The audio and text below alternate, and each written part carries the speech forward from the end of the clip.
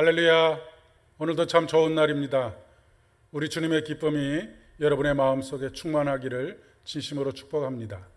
오늘은 고린도전서 11장 17절로 22절의 말씀을 중심으로 해서 그리스도의 몸된 교회란이라고 하는 제목으로 함께 은혜를 나누고자 합니다.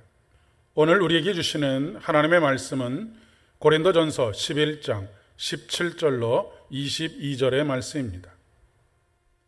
내가 명하는 이 일에 너희를 칭찬하지 아니하나니 이는 너희의 모임이 유익이 못되고 도리어 해로움이라. 먼저 너희가 교회에 모일 때에 너희 중에 분쟁이 있다 함을 듣고 어느 정도 믿거니와 너희 중에 파당이 있어야 너희 중에 옳다 인정함을 받은 자들이 나타나게 되리라. 그런즉 너희가 함께 모여서 주의 만찬을 먹을 수 없으니 이는 먹을 때에 각각 자기의 만찬을 먼저 갖다 먹으므로 어떤 사람은 시장하고 어떤 사람은 취함이라. 너희가 먹고 마실 집이 없느냐? 너희가 하나님의 교회를 업신여기고 빈궁한 자들을 부끄럽게 하느냐? 내가 너희에게 무슨 말을 하랴? 너희를 칭찬하랴?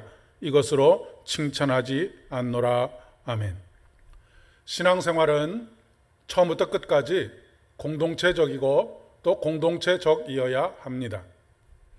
공동체적이라고 하는 말은 단순히 집단주의나 전체주의를 의미하는 것은 아닙니다. 머리 대신 우리 주 예수 그리스도를 정점으로 우리 모두가 한 몸, 한 지체가 된다는 것을 의미하는 것입니다. 뗄래야 뗄 수 없는 지체들이 이루어가는 한 몸을 말하는 것이지요.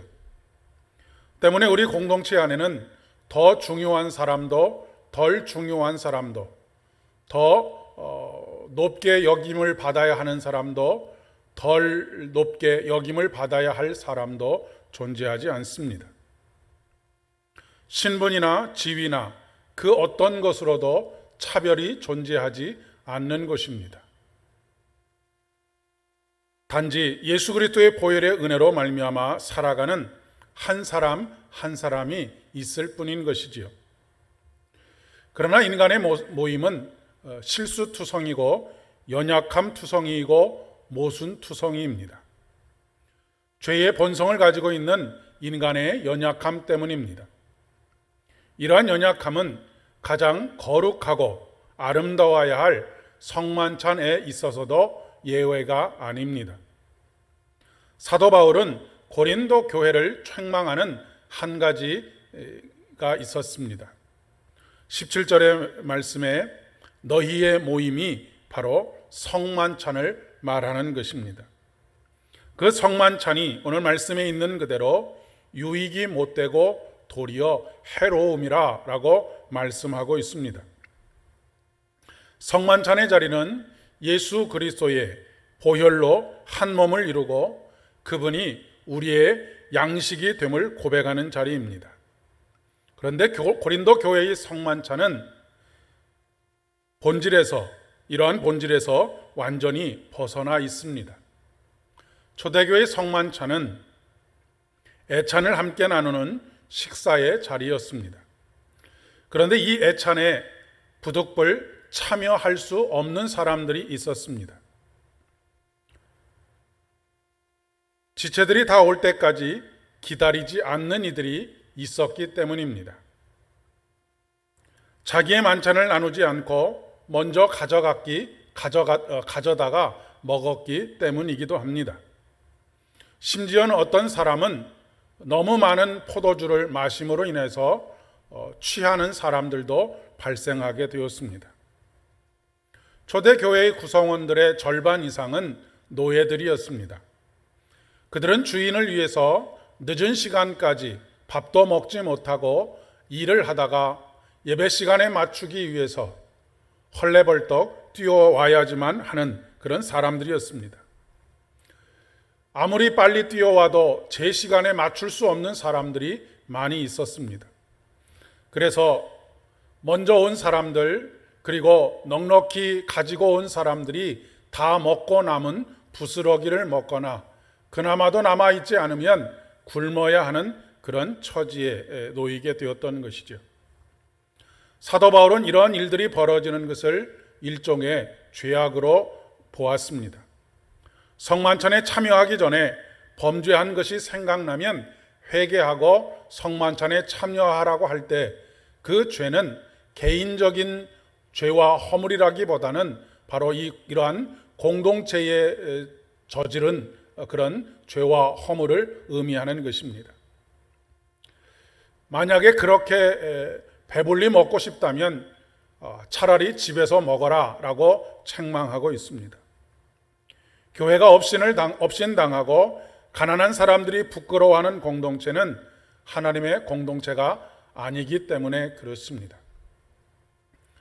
오늘날 교회가 빈부의 격차들이 그대로 드러나고 부자들은 힘 있는 자가 되고 가난한 사람들은 부끄러워서 자꾸 숨는 곳이 된다고 한다면 그것은 사도 바울이 책망하고 있는 바로 그런 모습이라고 이야기할 수 있겠습니다.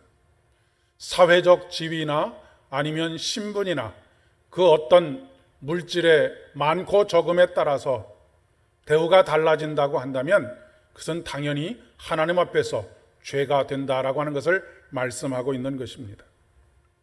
한국 교회 신앙은 본질에서 크게 벗어나 있습니다. 신앙이 지극히 개인화되어져 있을 뿐만 아니라 자기 중심적이기 때문에 그렇습니다.